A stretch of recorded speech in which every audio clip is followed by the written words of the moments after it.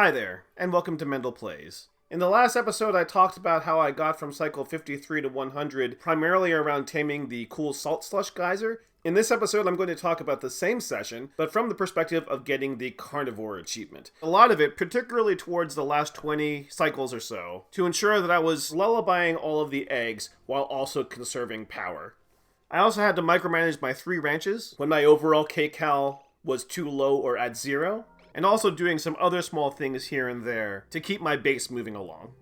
You can see here that I was about halfway through my 100 cycle checkpoint, but not near the halfway point for my kcal consumption of meat. So I decided to take a few more aggressive measures to try to increase my overall kcal consumption. This included adding another dupe that had bottomless stomach, and adding more incubators to get more eggs hatched more quickly. All of these incubators are set up on the same 1000 watt circuit, but my timers are set up so that only one incubator is ever on at a time, because once an egg is lullabied, then it stays lullabied in the incubator even if the incubator power is not on. I decided that 9 incubators was enough to deal with my egg population and my ranch population overall. The other thing that I was doing, and I'll go back a little bit before I expanded my incubator network, was micromanaging all of the individual hatches' reproduction cycle and their age. There were times when my kcal was so low that I either had to kill off a newborn baby hatchling because I couldn't wait 5 cycles for it to start being able to reproduce. And there are other times when I would choose to kill off a young hatch if it had just laid an egg, or if it was really far away from being able to lay an egg. Every now and again, I would look back at my overall meat consumption every cycle. You can see here that in cycles 55 and in cycles 54, I didn't really eat a whole lot of meat, and that's because I was trying to build up the number of hatches that I had that could produce eggs, so I could get more eggs overall.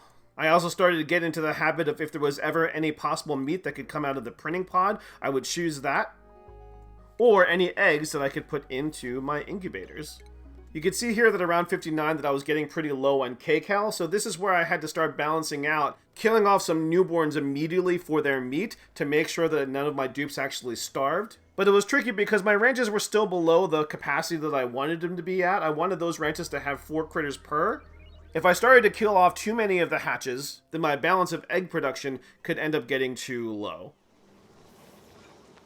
You can see me here taking a look at all the various incubation and reproduction states of the eggs inside of my incubator network because my kcal was at 0. This juggling act between when to kill, when not to kill, when to be close to starving versus not to starving, lasted for a little while, where I eventually reached a point where I caved and decided that in order to make sure that none of my dupes would actually starve to death, I needed to add some alternative food source. So I created a microbe musher and started to produce mush bars to hold on to my egg-laying hatches to get my egg production back up again, and still prefer to kill off either newborns and also things out of the printing pod, such as this plug slug here.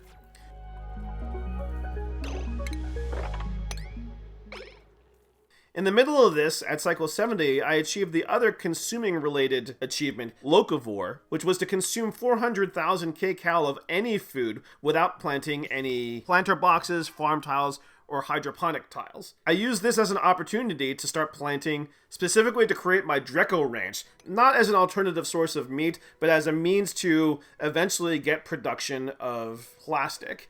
The chance of Drecos dropping a glossy Dreclet egg, which produces plastic, increases as Drecos consume mealwood. In order for Drecos scales to replenish after you shear them, the Drecos need to be in a hydrogen environment. So I created a pipe network from my hydrogen source to go into the Dreco ranch so that I could divert some of that hydrogen to live in the ceiling of that Dreco ranch. If you recall, that's the reason why for the walls of the Dreco ranch, I have 2 tiles towards the ceiling as opposed to another set of doors. Now that I had the Dreco ranch room itself set up, I actually decided to go out and grab some Drecos to put into the ranch. I created a quick liquid lock here so I could keep the chlorine inside of this area contained, and eventually grabbed both the Dreco and the Dreco egg to put into the main part of my base. At cycle 75, I had 233,000 kcal needed of my 400,000. That was worrying me some, so I ended up spending a majority of the rest of the time between cycles 75 and 100 micromanaging my ranch setup and doing not all that much else. I still occasionally, to prevent my dupes from completely starving, created some mush bars just to be able to hold them over, killed off babies when necessary, rinse and repeat. 2.5-ish cycles later, I had added an additional 20,000 kcal to my overall consumption. That was definitely better, but I knew that I was going to be cutting it pretty close, so I kept on my task of micromanaging the incubator setup and my overall ranch setup.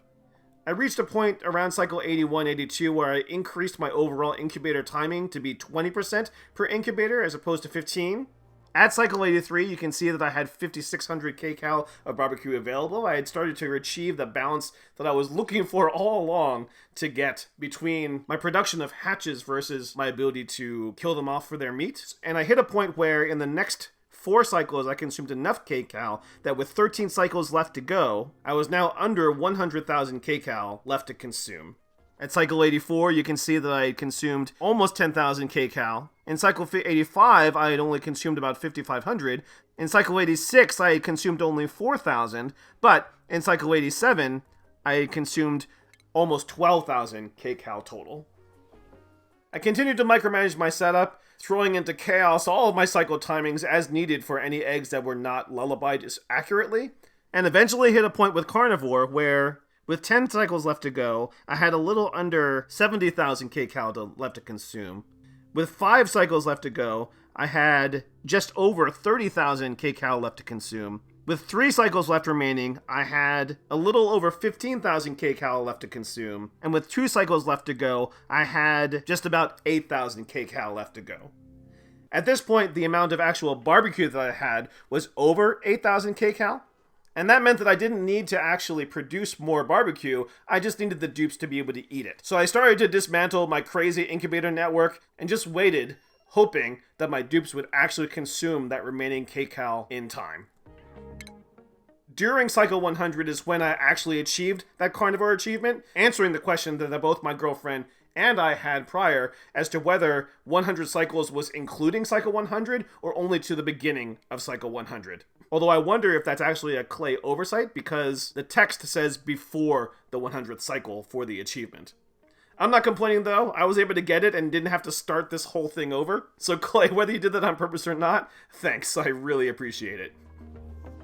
There's a few other odds and ends that I wanted to cover that happened during this 4.5-hour session. In cycle 83, I gave one of my dupes the Masterworks ability, and that meant that I could turn on that dupe's decorating ability and start to pepper the base with various paintings and statues with their highest morale bonus. I also took the opportunity to add some decorative plants towards the end of this session to provide a boost for the dupe's overall morale whenever they were sleeping or eating.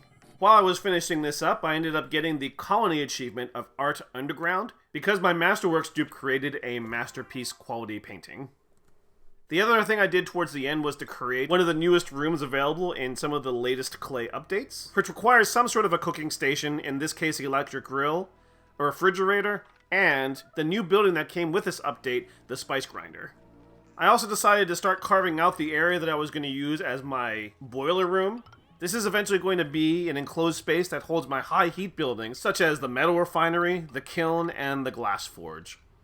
I think that just about does it for this episode. I hope you found this useful. In the next episode, I'm going to be focusing primarily on the discoveries that I made relating to the story traits that Clay added with the recent Sweet Dreams update. Thanks so much for watching and being a part of this journey of me trying to get through my first All Achievements run. Again, if you have any suggestions or feedback for how I'm approaching my gameplay or the format of these episodes, then I welcome any comments. If you enjoy what I'm doing, consider throwing me a tip. I do have a Ko-Fi account that needs a little bit of love. Otherwise, insert your standard like and subscribe ask here, and please, always feel free to tell me your story, because no matter who you are, I would definitely love to hear it.